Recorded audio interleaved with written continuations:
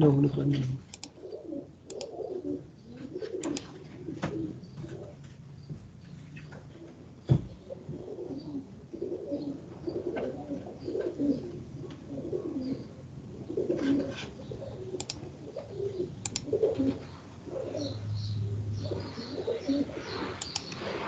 कहाँ के ल अब हामीले सोशल कर्पोरेट रिस्पोन्सिबिलिटी भन्ने एउटा टपिक छ, थोरै त्यसमा डिस्कसन गरौँ। अनि एजेन्सी प्रब्लम छ र त्यो सँगसँगै यो चाहिँ हाम्रो प्रफिट म्याक्सिमाइजेसन र चाहिँ यो वेल्थ म्याक्सिमाइजेसनका कुराहरू थोरै गरिसकेपछि बल्ल नेक्स्ट च्याप्टर हामी ट्याक्सेसन, अकाउन्टिङ फर ट्याक्स अथवा ट्याक्सेसनमा डिस्कसन गर्छौँ।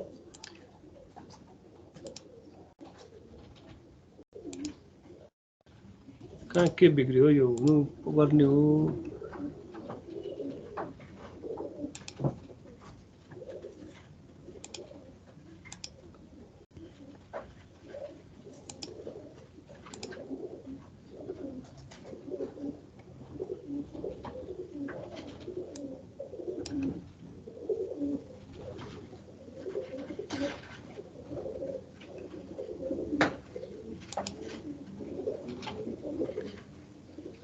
यो दुईजना कसरी प्रेजेन्टरमा भयो त, आकाश र मनिष?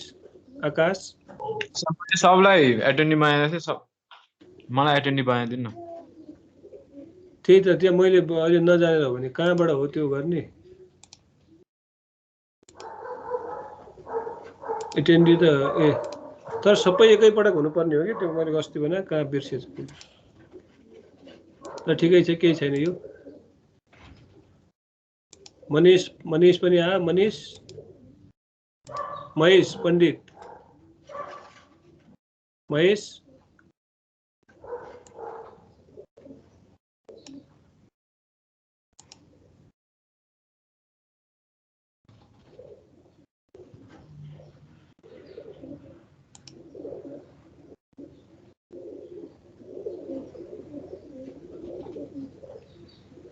बोलेन त।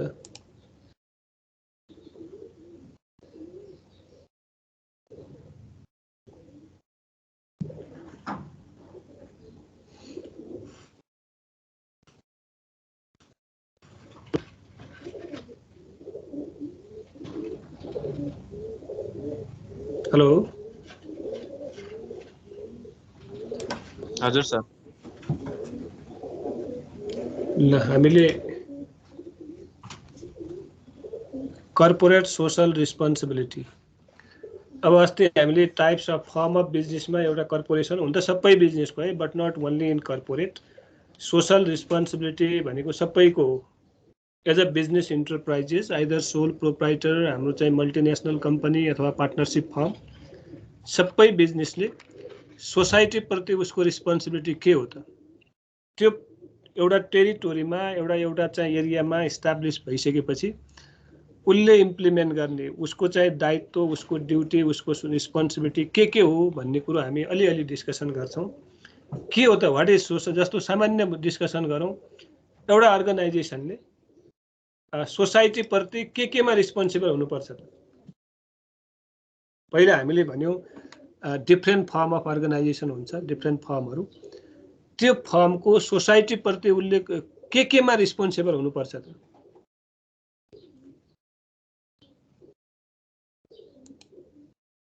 कोही बोलेन। एउटा सोसाइटीमा इस्टाब्लिस भइसकेपछि कुनै पनि बिजनेस उसले चाहिँ कुन कुरोमा चाहिँ रिस्पोन्सिबल हुनुपर्छ त? पहिला अस्ति पनि हामीले भन्यौँ बिजनेस के हो त? सिम्पली बिजनेस भने एउटा कर्पोरेट, एउटा अर्गनाइजेसन, एउटा फर्म भनेको के हो र उसले सोसाइटीमा क्रिएट गर्न सक्ने रिस्पोन्सिबिलिटी अथवा उसको ड्युटी के हो त? के हुन सक्छ त? अब पोल्युसन कन्ट्रोल गर्ने, जब अपर्च्युनिटी प्रोभाइड गर्ने। ओके, एक्ज्याक्टली हो। अब हामीले यसरी बुझ्नुपर्छ, कुनै पनि कम्पनीले अथवा कर्पोरेटले अथवा बिजनेसले त्यो सोसाइटीमा सबैभन्दा पहिलो भनेको जब अपर्च्युनिटी प्रोभाइड गर्छ। र जब अपर्च्युनिटी प्रोभाइड गर्ने बित्तिकै अब जब त प्रोभाइड गर्यो, अब त्यहाँ त्यो चाहिँ पोल्युसन बढी भयो त, अथवा जुन त्यसबाट त्यो कम्पनी अथवा त्यो इन्डस्ट्रीबाट इस्टाब्लिस गरेर त्यो पोल्युटेड सोसाइटी भयो भने दैट इज नट रिस्पोन्सिबिलिटी, त्यो रिस्पोन्सिबिलिटी होइन। अनि अरू गभर्नमेन्ट प्रति पनि रिस्पोन्सिबल हुनुपर्छ, किनभने एउटा शेयर होल्डर प्रति पनि रिस्पोन्सिबल हुनुपर्छ।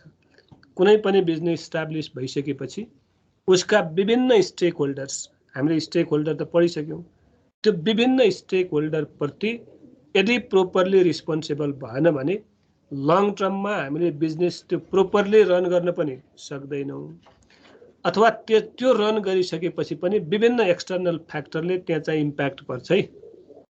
अब सुन, यो सँगसँगै मैले चाहिँ अस्ति पनि हाम्रो आकाशले भनेको थियो एजिङ प्रब्लम के हो, किन समस्या आउँछ, कन्फ्लिक्ट के हो, किन कन्फ्लिक्ट रेज हुन्छ भन्ने कुरोमा जब हामी एउटा बिजनेस इन्टरप्राइजेस, एउटा बिजनेस अर्गनाइजेसन, एउटा फर्मभित्र भएका डिफ्रेन्ट स्टेक होल्डर्सको बारेमा हामी अन्डरस्ट्यान्डिङ गर्न सक्छौँ, हामी बुझ्न सक्छौँ भने पक्कै पनि त्यो एक्टिभिटिजबाट त्यहाँ चाहिँ सधैँ एउटै किसिमको इन्भाइरोमेन्ट हुँदैन। इन्भाइरोमेन्ट भनेको अथवा त्यो बिहेभियर भनेको चेन्ज हुन पनि सक्छ। अब अर्को इम्पोर्टेन्ट कुरो के भने कुनै पनि बिजनेसमा एउटा नर्म्स भ्यालु इस्टाब्लिस भएको हुन्छ र त्यो नर्म्स, त्यो भ्यालु, त्यो स्ट्यान्डर्ड सेट हामीले चाहिँ अस्ति भनिसक्यौँ।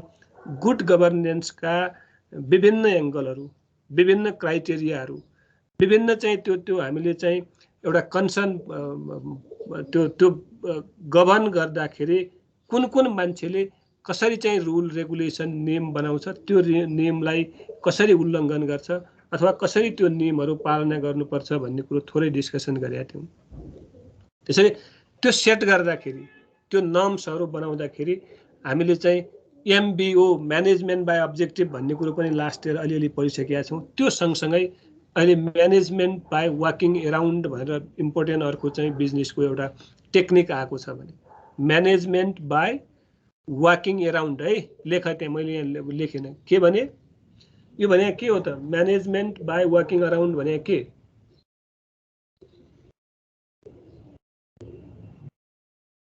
कुनै पनि एउटा टप लिडर, हामीले अस्ति पनि पढ्यौँ कम्पनीका चाहिँ म्यारिट्स, डिमेरिट्स, डिसिजन मेकिङका कुराहरू पढ्यौँ, हामीले वर्कलोडका कुराहरू पढ्यौँ र त्यो on the basis of hierarchy एउटा कम्पनीमा हाइरार्किकल पोजिसन हुन्छ, हाइरार्किकल एउटा चाहिँ त्यो चेन बनेको हुन्छ। त्यो चेनमा टप लेभलले गर्ने काम, उसको ड्युटी, उसको रिस्पोन्सिबिलिटी र लो लेभलमा काम गर्ने मान्छेको ड्युटी रिस्पोन्सिबिलिटी एउटै हुँदैन, फरक फरक हुन्छ। त्यसैले टप लेभल म्यानेजमेन्टले म्यानेजिङका डिफ्रेन्ट टुल्सहरू इम्प्लिमेन्ट गर्दाखेरि त्यो म्यानेजमेन्ट बाई वर्किङ एराउन्डले पनि इम्पोर्टेन्ट रोल खेल्छ। अब यो सँगसँगै मैले सोसल रिस्पोन्सिबिलिटीमा पनि यदि लो लेभल स्टाफबाट त्यो रिस्पोन्सिबिलिटी फुलफिल भएको छ कि छैन, अथवा त्यो ड्युटी रिस्पोन्सिबिलिटी गर्नुपर्ने काम भएको छ कि छैन, त्यो इन्टायर हेर्ने भनेको टप लेभल म्यानेजमेन्ट हो। त्यसैले प्रत्येक स्टेपमा, प्रत्येक चाहिँ डिपार्टमेन्टमा घुम्दै जाँदाखेरि त्यहाँ भएका कमी कमजोरीहरूलाई हामीले उछिन्दै गयौँ भने पक्कै पनि लङ टर्ममा हामीले चाहिँ यो CSRका कुराहरू हुन् अथवा लङ टर्म एक्जिस्टेन्सका कुराहरू हुन् अथवा म्यानेजमेन्टका कुराहरू हुन्, हामी सजिलै के गर्न सक्छौँ त, म्यानेज गर्न सक्छौँ भने। ओके, सामान्यतया corporate social responsibility is the continuing commitment by the business to behave ethically. एउटा इम्पोर्टेन्ट कुरो है, इथिकली। यसमा इथिक्समा धेरै कुरोहरू आउँछन्, उसका नर्म्सहरू, उसका भ्यालुहरू, अघि हाम्रो चुनौतीले भने जस्तै इथिकली बिजनेसलाई इम्प्याक्ट पार्ने अथवा त्यो सोसाइटीलाई इम्प्याक्ट पार्ने पोल्युसनका कुराहरू, क्राउडका कुराहरू अनि भिडभाडका कुराहरूले पनि के गर्छ त, डाइरेक्टली अथवा इन्डाइरेक्टली असर पारेको हुन्छ। त्यसैले बिहेभ इथिकली भन्ने कुरो इम्पोर्टेन्ट पार्ट भयो। And contribute to economic development while improving the quality of life of workers and their families as well as the local community and the society in large। भेग जो चाहिँ यो definition है, यसमा जम्मै कुरो छ, सबै एभ्रिथिङ।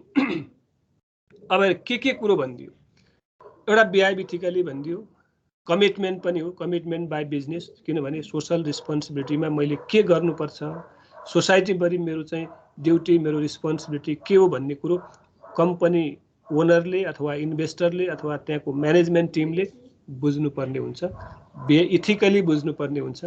अनि यसले डिरेक्टली बिजनेसले it contribute to the economic development.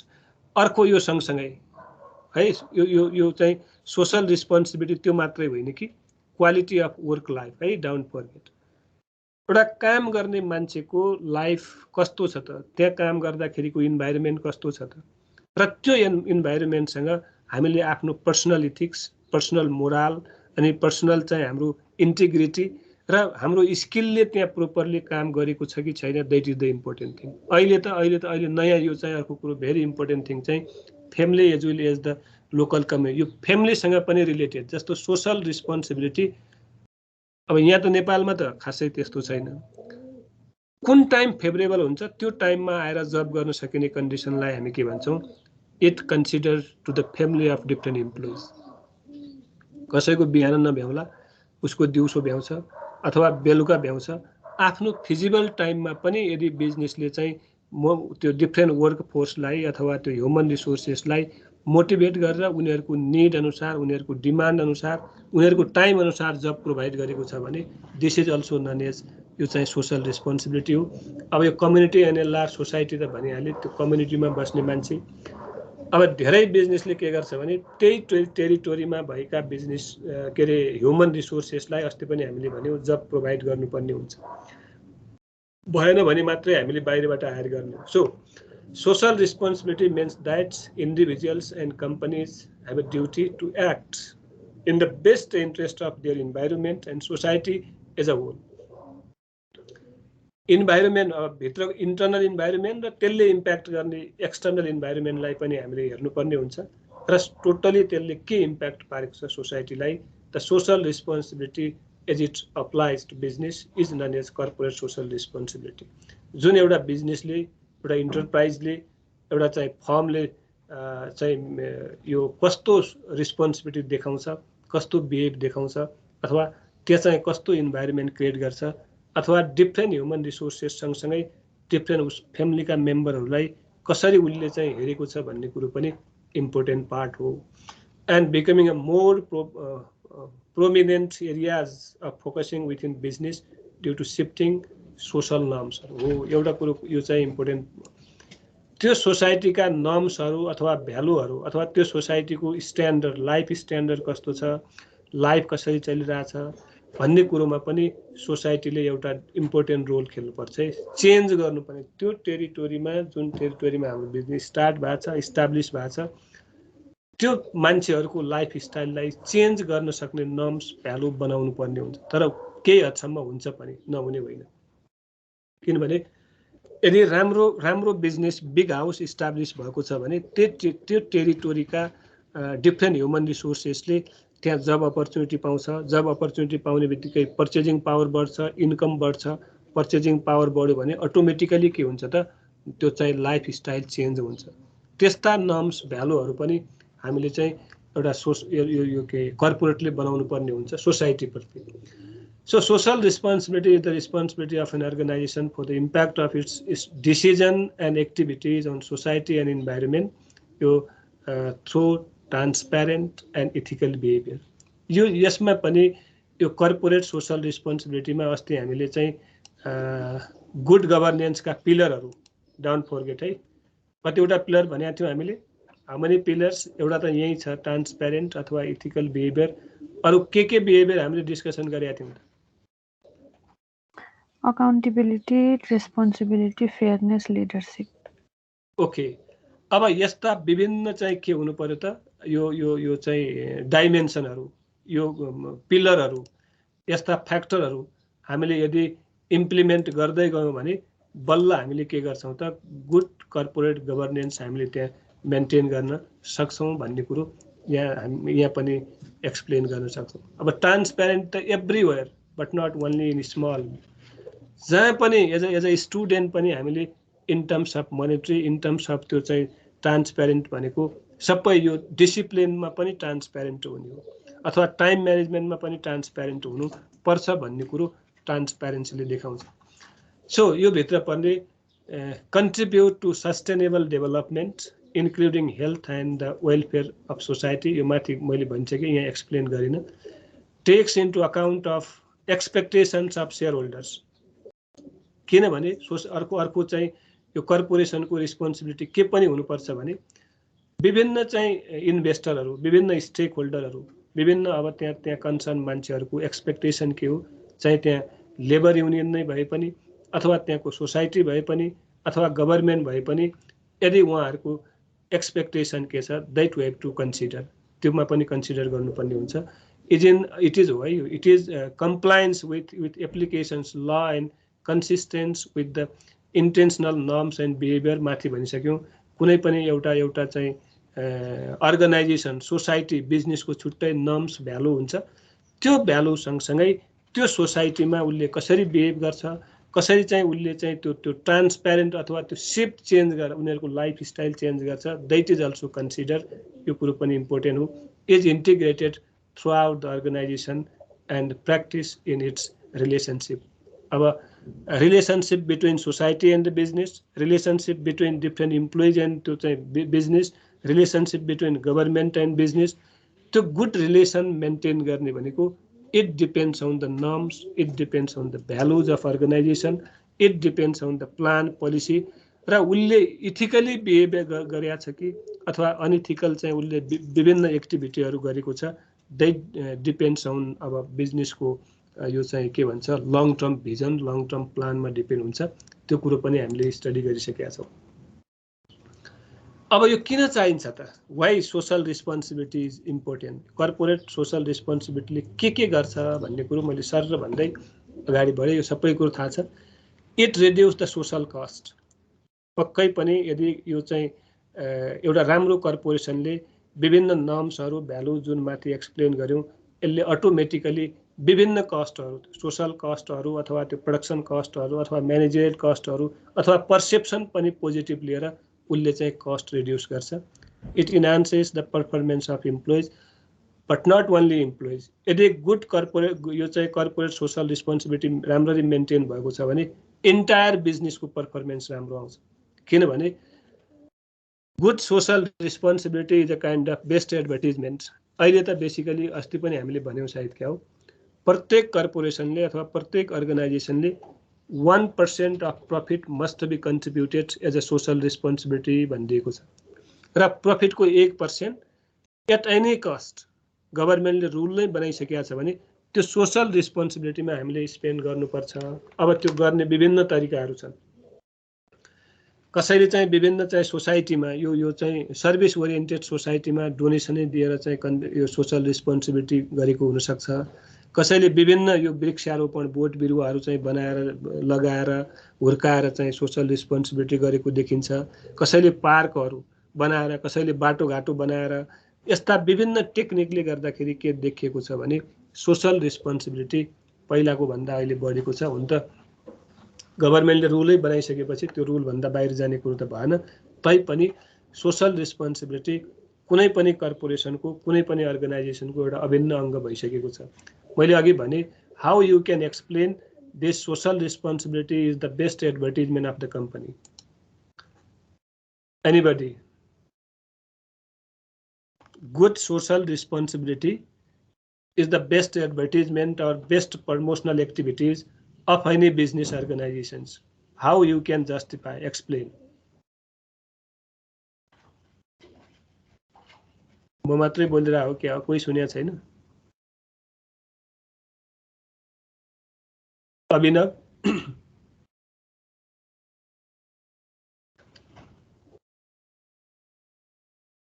अभिनव? अमित? हजुर सर। कोही बोलेन हो, कता हरायो त? मैले भने क्वेसन बुझ्यो? बुझ्यो सर। ल भन त, हाउ वी क्यान एक्सप्लेन यो चाहिँ सोसल रेस्पोन्सिबिलिटी भनेको बेस्ट एडभर्टिजमेन्ट हो कम्पनीको भन्यो।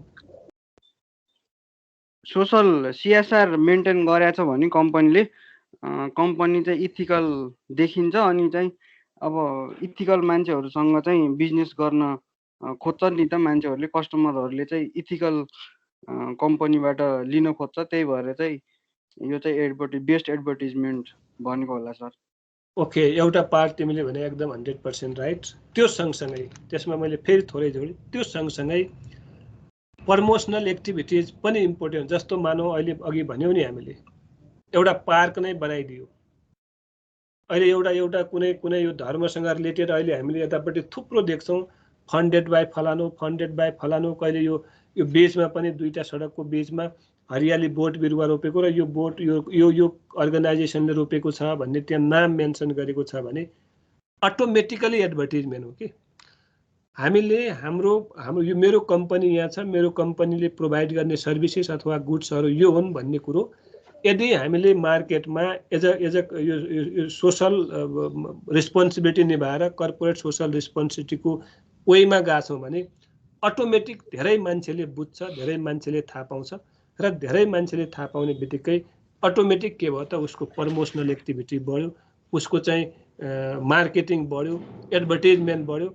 अनि अर्को अमितले भने एकदम ठिक, इथिकल वेमा यदि हामी प्रत्येक मान्छे यो राम्रो हो कि बिजनेस यो नराम्रो हो भन्ने कुरो पनि एउटा जागरुक अथवा एडुकेटेड मान्छेले एनालिसिस गर्छ, त्यसको वेमा पनि के हुन्छ भने उसको बिजनेसको एडभर्टिजमेन्ट भएको हुन्छ। Okay good.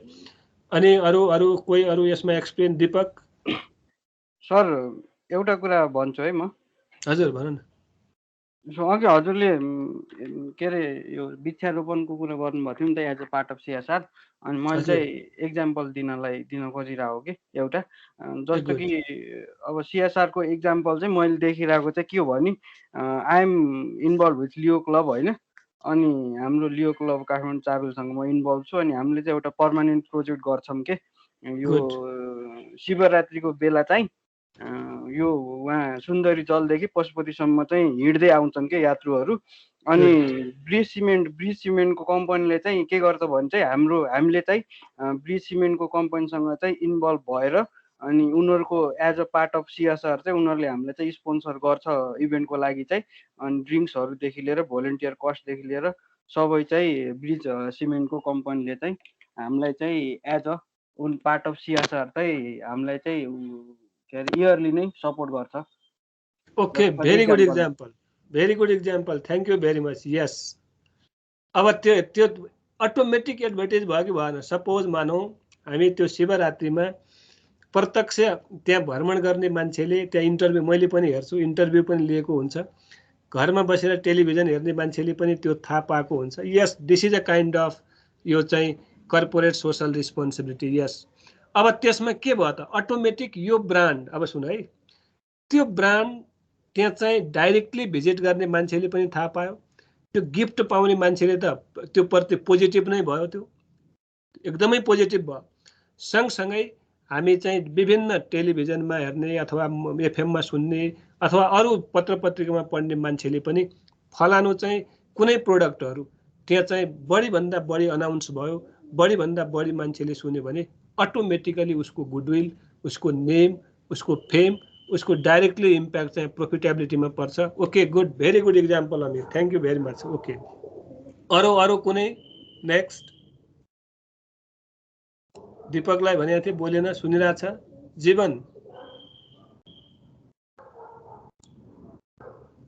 जीवन सजग सर सुनिरहेछौ? सुनिरहेको छु सर। के हो त व्हाट इज सिआरएस? सर म भर्खरै जोइन भएको सर, अहिले चाहिँ यो पछिको अमितले भन्ने चाहिँ सुनिरहेको थिएँ। ल के सुन्यो अमितले भने भयो त? त्यही सर, अमित चाहिँ त्यो लियो क्लबको ऊ छ, त्यही नै हो सर, खासै चाहिँ थाहा भएन। तिमीलाई सोद्धाखेरि कहिले तिम्रो भर्खर जोइन हुने, कहिले खान गएको छु भन्ने, कहिले नेट गएन भन्ने, समस्या त्यही छ तिम्रो। प्रकाश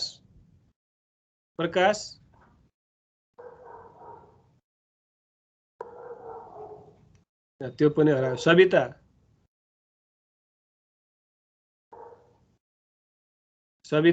यस सर, सुनिरहेछौ कि जस्तै छ, हाम्रो जीवन जस्तै हो? सुनिरहेको छु सर। के हो त व्हाट इज सिआरएस? सिएसआर होइन। सिएसआर सर बिजनेसको सोसाइटीको रिस्पोन्सिबिलिटी भन्नुभएको थियो। अनि उसले हाम्रो अमितले इक्जाम्पलै दियो, हामीले सिआरएस कसरी गर्न सकिन्छ। गभर्मेन्टले रुल नै के बनाएको छ भने 1% of profit, net profit is contributed as a CRS. सिआरएसका विभिन्न माध्यमहरू छन्।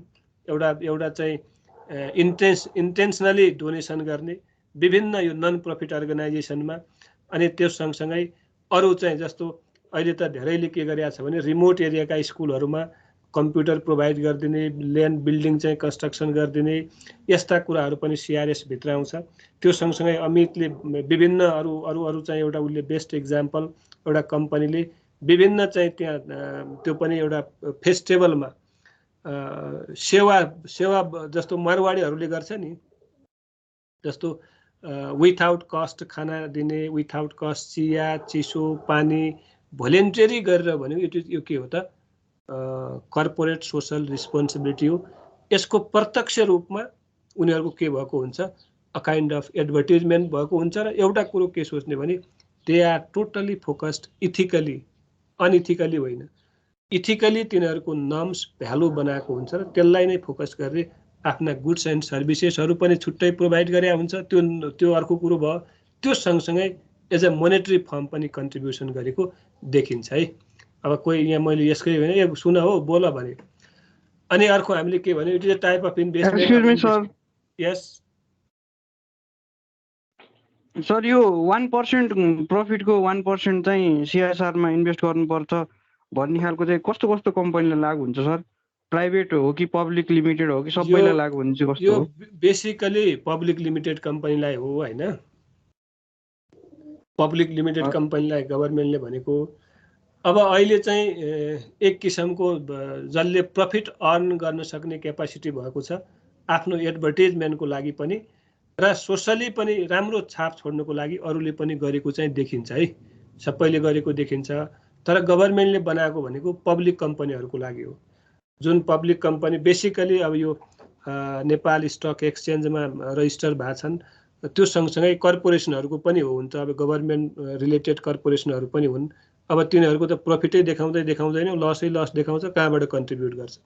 तर जसले यो चाहिँ प्रफिट राम्रो अर्न गरेको छ अथवा प्रफिट अर्न गरेको छ उसले चाहिँ 1% एभ्री इयर कन्ट्रिब्युट गर्नुपर्छ भनेर रुल चाहिँ बनाएको छ है।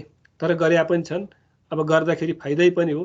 यसले ट्याक्स डिडक्ट गर्छ है, यो तिमीहरूलाई थाहा छ कि छैन? यदि सोसली सोसाइटीमा त्यस्ता विभिन्न हामीले कन्ट्रिब्युसन गऱ्यौँ, डोनेसन गऱ्यौँ भने यस्तो डोनेसनलाई ट्याक्सबाट रिडक्सन गर्न सकिन्छ। र त्यही भएर पनि अहिले विभिन्न किसिमका अर्गनाइजेसनले सबैले डोनेसन कन्ट्रिब्युसन गरेको देखिन्छ है।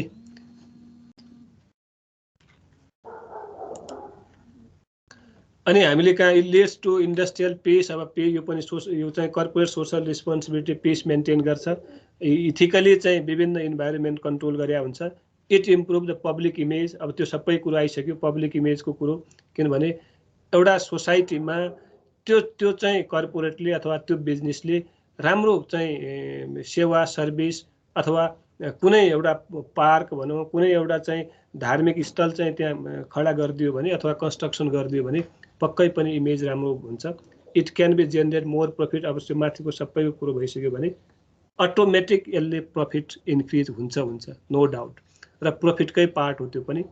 It provides moral justification. अब यो चाहिँ हामीले इमेजका कुरा, अघि इथिकलका कुराहरू आउने बित्तिकै moral is the important part है। मोरली चाहिँ हामीले त्यो नराम्रो बिजनेस हो भने गर्नु हुँदैन अथवा नराम्रो इम्प्याक्ट पार्छ भने गर्नु हुँदैन। र हामीले हाम्रो चाहिँ इन्ट्युसन, जजमेन्ट अथवा गभर्मेन्टको रुल रेगुलेसनलाई हामीले इम्प्लिमेन्ट गर्दै यो चाहिँ सिएसआरमा जानुपर्ने देखिन्छ।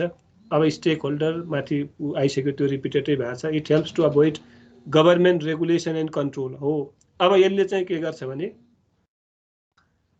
अलिकति यहाँ ध्यान, जस्तो हामी यो कर्पोरेट सोशल रिस्पोन्सिबिलिटीमा हामी कटिबद्ध छौँ भने गभर्मेन्टका डिफ्रेन्ट रुलहरू कहिलेकाहीँ गभर्मेन्टले रुल एकातिर बनाएको छ भने अर्कैतिर पनि यसले काम गरिरहेको देखिन्छ है। केले गर्दाखेरि भने मैले सोसाइटीमा यसले राम्रो इम्प्याक्ट पारेको हुन्छ भन्ने देखाउनुको लागि पनि अलि कहिले चाहिँ गभर्मेन्टका रुल रेगुलेसनहरू उल्लङ्घन गरेका देखिन्छ। जस्तो अहिले चाहिँ यो बाटोघाटोकै छेउछाउमा हेरौँ, विभिन्न पार्कहरू बनेका, विभिन्न त्यो धर्मसँग रिलेटेड चाहिँ त्यो आश्रम जस्तो अथवा त्यो बिल्डिङहरू बनेका, त्यो बियोन्ड द गभर्मेन्ट चाहिँ इमेजिनेसन हो, त्यो कहिलेकाहीँ देखिन्छ। It enhance the health by non polluted measures. अघि हामीले भनिसक्यौँ, चुनौतीले पनि भनेको थियो, कुनै पनि बिजनेसले त्यहाँ चाहिँ पोल्युटेड इन्भाइरोमेन्ट क्रिएट गर्यो भने द्याट इज नट यो हाम्रो चाहिँ त्यो सोसल रेस्पोन्सिबिलिटी होइन। त्यो घटाउनको लागि अहिले काठमाडौँबाट बेसिकली यस्ता पोल्युटेड इन्डस्ट्रीहरूलाई यो चाहिँ विस्थापित गरिरहेछ गभर्मेन्टले। जस्तो मानौँ विभिन्न ब्रिक इन्डस्ट्रीहरू इटा भट्टाहरूलाई काठमाडौँबाट विस्थापित गर्ने मेन कारण पनि त्यही हो। सोसाइटीमा यदि पोल्युटेड नेचरको बिजनेस छ भने त्यसलाई विस्थापितै गर्नुपर्ने हुन्छ। अब यसका एडभान्टेज मैले भनेन, धेरै माथि नै आइसकेको छ, यो एक्सप्लेन गर्न आवश्यक छैन। मैले सोधेँ के एडभान्टेज होला त? अब मनीष। हजुर sir. What are the advantages of this corporate social responsibility? Advantages सोसाइटीमा बस्नेहरूलाई डाइरेक्टली इन्डाइरेक्टली एडभान्टेजेसहरू पुगिहाल्छ।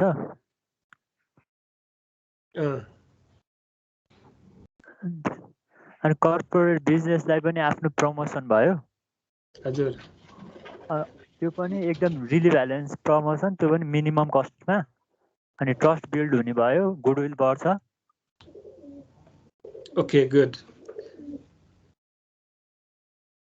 अब हामीले माथि निड बुझ्यौँ भने त्यो निडकै बेसिसमा उसको एडभान्टेजेस इम्पोर्टेन्सहरू हुन जान्छ है। र केही कुरो हाम्रो मनिषले भन्यो, यसको डाइरेक्टली चाहिँ इम्प्याक्ट भनेको एउटा good relationship between different stakeholders, good relationship between government अनि इम्प्लोइजहरूमा पनि। हामीले माथि डेफिनेसनमा के भनेको थियौँ भने इम्प्लोइजको वर्क फोर्स जुन चाहिँ उनीहरूले काम गर्ने इन्भाइरोमेन्ट पनि सोसल रिस्पोन्सिबिलिटीमा आउँछ है। यदि पेमेन्ट हाई दिएको छ तर उसले काम गर्ने इन्भाइरोमेन्ट एकदमै पोल्युटेड छ, हेल्दी इन्भाइरोमेन्ट छैन, गुड रिलेसन छैन, प्रेसरमा पेलेको छ, राम्रो छ भने पनि त्यो कर्पोरेटको नर्म्स होइन, त्यो सोसाइटीको विरुद्धमा हो अथवा त्यो इम्प्लोइजको विरुद्धमा गरेको। त्यस्ता कुरोहरू पनि हामीले ध्यान दिनुपर्ने हुन्छ। त्यसैले with minimum cost, low cost, advertisement, publicity, goodwill, इमेजका कुराहरू पनि हामीले के गर्न सक्छौँ त, यसबाट गेन गर्न सक्छौँ। त्यही कुरो हो सबै यसमा। यसमा नयाँ कुरो केही पनि छैन। उसले क्यापाबिलिटी, कम्पिटेन्सी इन्क्रिज गर्न सक्छ। टोटल होल चाहिँ उसको वर्कफोर्स डाइभर्सिटीका कुराहरू यसमा आउँछन्, सोसल अब्लिगेसनका कुराहरू आउँछन्। त्यो जम्मै के हुन्छ त, यसले गेन गर्न सक्ने हुन्छ। अब टाइप्समा अघि नै भनेको थिएँ त्यही कुरो हो, रिस्पोन्सिबिलिटी टुवार्ड सेयर होल्डर्स। उसको सेयर होल्डरप्रति उसले रिस्पोन्सिबल हुनुपर्छ। अब सेयर होल्डरलाई चाहिँ अब यसपछि पढौँला। Profit maximization and wealth maximization are really concerned to the shareholders. के काम गर्दाखेरि चाहिँ बेटर हुन्छ, उनीहरूको रिटर्न। कुनै पनि मान्छेले एउटा सेयर होल्डरले किन इन्भेस्टमेन्ट गर्छ भने एउटै उसमा के भन्छौँ, to return the gain within short period of time. मान्छेले इमिडिएटली चाहिँ रिटर्न खोजेको हुन्छ। त्यो रिटर्नको लागि पनि ऊ चाहिँ के हुन्छ त, एउटा चाहिँ त्यो बिजनेस कर्पोरेट हाउस रिस्पोन्सिबल भएको हुनुपर्छ। किनभने यदि त्यो सेयर होल्डरलाई प्रोपरली हामीले कहिले पनि रिटर्न दिएनौँ भने दे आर चाहिँ के हुन्छन् त, they want to withdraw invested money, जसले गर्दाखेरि सर्भाइभ एन्ड ग्रोथमा के हुन्छ त, इम्प्याक्ट, डाइरेक्टली इम्प्याक्ट परेको हुन्छ। त्यसैले प्रोपर चाहिँ ग्रोथको लागि, प्रोपर सर्भाइभको लागि पनि हामीले सेयर होल्डरलाई के गर्नुपर्छ त, सम्भवतया सेटिस्फाई गराउनु पर्ने हुन्छ। रेगुलर रिटर्न दिएको हुनुपर्छ। हामीले लास्ट इयर चाहिँ पढेका थियौँ जस्तो लाग्छ। यो रिटर्न दिनुको लागि छुट्टै फन्ड नै क्रिएट गरेको हुन्छ, जसले गर्दाखेरि प्रत्येक वर्ष एउटा फिक्स नेचरमा, फिक्स रेट, फिक्स पर्सेन्टेज हामीले डिभिडेन्ड दियौँ भने पक्कै पनि डिफ्रेन्ट इन्भेस्टरहरू के हुन सक्छन् त, सेटिस्फाई हुन सक्छन्। अनि बिल्ड रेपुटेसन एन्ड गुडविलको कुरो भइहाल्यो, रिमेन ट्रान्सप्यारेन्ट एन्ड अकाउन्टेबल पनि भइहाल्यो। यो जम्मै कुरो सेयर होल्डरसँग रिलेटेड है। किनभने अब यो ट्रान्सप्यारेन्ट, अकाउन्टेबल त यो जहाँ पनि आउँछ भने अघि हामीले भनिसक्यौँ।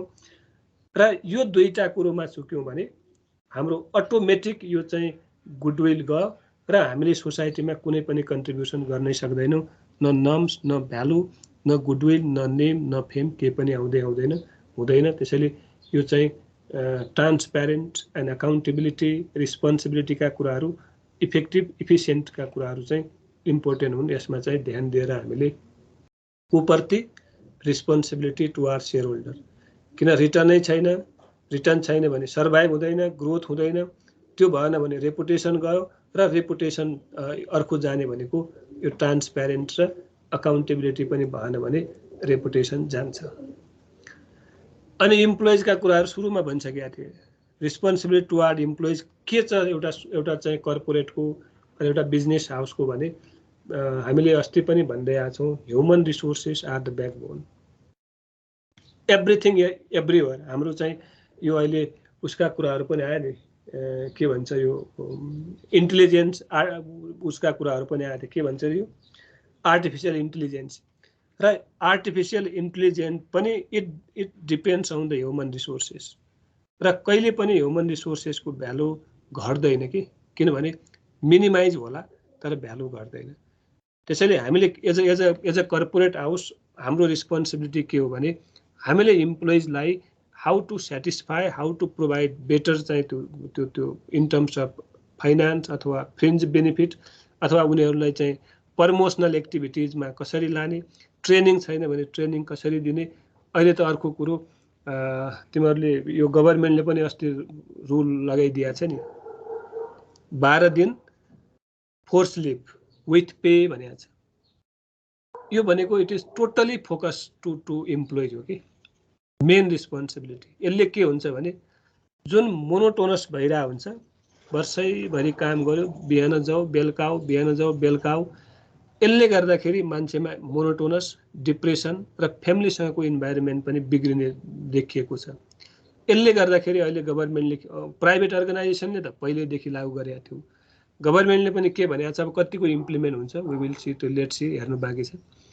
र इम्प्लोइजसँग रिलेटेड डिफ्रेन्ट फेसिलिटिजहरू दिनुपर्ने हुन्छ, जसले गर्दाखेरि यहाँनिर चाहिँ provide healthy working environment, A grant regular and fair wages, उसलाई चाहिँ वेज पनि फेयर। अब यहाँ त हामीले ट्रान्सप्यारेन्सीका कुरा गऱ्यौँ, अकाउन्टेबिलिटीका कुरा गऱ्यौँ है, रिस्पोन्सिबिलिटीका कुरा गऱ्यौँ। यहीँनिर चाहिँ के हुन्छ भने रेगुलर पेमेन्ट, फेयर पेमेन्ट पनि छैन भने it is a kind of discrimination. यो चाहिँ कुनै पनि अर्गनाइजेसनको रिस्पोन्सिबिलिटी भन्दा बाहिरका कुराहरू आउँछन्। अनि प्रोभाइड वेलफेयर सर्भिसेस। अब सर्भिस दिँदाखेरि पनि सबैलाई एउटै, अघि मैले एउटा सुरुमा एम्फिसाइज गरेका थिएँ, म्यानेजमेन्ट बाई के भनेको थिएँ, वर्किङ एराउन्ड भनेको थिएँ नि। अब एउटा टप लेभल जसले रुल रेगुलेसन बनाएको र जसले मोनिटर गर्छ र रुल चाहिँ नयाँ चाहिँ फर्मुलेसन गर्छ, उसले चाहिँ इन्फर्मेसन अरूबाट लिने हो। तर कहिलेकाहीँ के हुन्छ भने अरूबाट कलेक्सन भएको इन्फर्मेसन राइट नहुन सक्छ र त्यसको लागि राइट इन्फर्मेसन कलेक्सन गर्नको लागि आफै विभिन्न डिपार्टमेन्टमा, विभिन्न वर्किङ स्टेसनमा, विभिन्न इम्प्लोइजहरूसँग डाइरेक्टली इन्टरेक्सन गरेर इन्फर्मेसन कलेक्सन गर्यो भने इट इज भ्यालिड। र त्यसकै बेसमा what is right and what is wrong, अथवा डिस्क्रिमिनेसन भएको छ अथवा फेयर छ अथवा ट्रान्सप्यारेन्ट छ अथवा त्यहाँ त्यो नेपोटिजम एन्ड फेभरिटिजम छ भन्ने कुरो उसले आइडेन्टिफाई गरेर त्यही अनुसार रुल बनाउने काम गर्दछ। To provide training and promotion facilities. अब एउटा अर्को रिस्पोन्सिबिलिटी भनेको प्रत्येक, हामीले सुरुदेखि नै भन्दै आएको छौँ, 2 वर्ष अगाडिको टेक्नोलोजी अहिले आउटडेटेड भएको छ। 2 वर्ष अगाडिका नर्म्स भ्यालुजहरू अहिले चाहिँ आउटडेटेड भएका छन्। त्यसैले कुनै पनि इम्प्लोइजलाई अपडेट गर्नको लागि हामीले ट्रेनिङ दिनै पर्ने हुन्छ, डेभलपमेन्ट गर्नै पर्ने हुन्छ। त्यो अब अर्को सेमिस्टरमा थ्योरिटिकल पार्टमा छ बिजनेस म्यानेजमेन्ट, र त्यसले डाइरेक्टली अथवा इन्डाइरेक्टली हाम्रो प्रमोसनमा इम्प्याक्ट पारेको हुन्छ। अब गभर्मेन्टमा त यो ट्रेनिङ ले ठुलो रोल खेलेको हुन्छ प्रमोसनल एक्टिभिटिजमा, चाहे त्यो यो फोर्सतिर भए पनि अथवा यो सिभिल सर्भिसतिर भए पनि, सँगसँगै अहिले प्राइभेट अर्गनाइजेसनले पनि र यो पब्लिक इन्टरप्राइजेसहरूले पनि ट्रेनिङलाई एउटा इम्पोर्टेन्ट पार्ट मानेर यो प्रमोसनल एक्टिभिटिजमा यसले चाहिँ इम्प्याक्ट पार्छ भनेर ट्रेनिङ दिएको हामी पाउँछौँ। विभिन्न किसिमका ट्रेनिङहरू, यो चाहिँ अन द बेसिस अफ त्यो बिजनेसको नेचर के हो अथवा इम्प्लोइजको नेचर के हो अथवा उसको चाहिँ स्किल के छ, त्यसलाई मध्यनजर गरेर ट्रेनिङ प्रोभाइड गरेको हुन्छ। To provide responsible work standard and norms. अब यो पनि एउटा कर्पोरेट अथवा एउटा बिजनेसले प्रत्येक वर्करलाई रिजनेबल है वर्किङ स्ट्यान्डर्ड एन्ड नर्म्स, मैले अघि भने एउटा सामान्य मान्छे छ उसलाई चाहिँ 24 घण्टा पेलाउने, एउटा अलिकति नेपोटिजम फेभरिटिजम छ उसलाई कामै नगराउने, काम गराउँदै नगराउने, त्यस्तोलाई हामी के भन्दैनौँ, रिस्पोन्सिबिलिटी होइन। सबलाई हामीले एउटै नजरले, एउटै मेकानिजमले, एउटै रुलले, एउटै नर्म्सले हामीले हेऱ्यौँ भने बल्ल त्यो इम्प्लोइज के हुन्छ त सेटिस्फाई हुनसक्छ र रिटेन एन्ड मेन्टेन राख्न सकिने हुन्छ। To provide efficient mechanism to redress workers